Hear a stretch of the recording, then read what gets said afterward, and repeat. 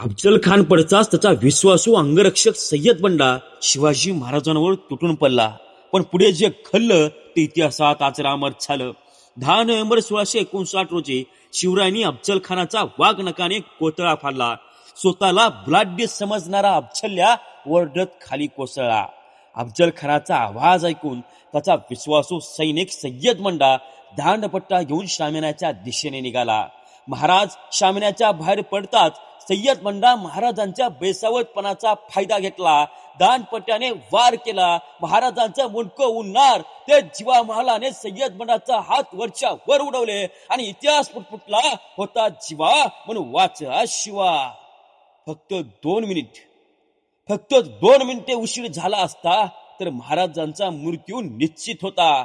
पण खांद्याला खांदा देणारी, जीवाला जीव देणारी मावळे भेटले म्हणून स्वराज्य उभं राहिलं.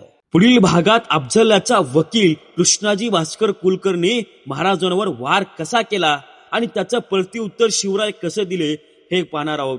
भाग 10 साठी फॉलो करा आणि कमेंटमध्ये जय शिवराय टाकायला विसरू नका.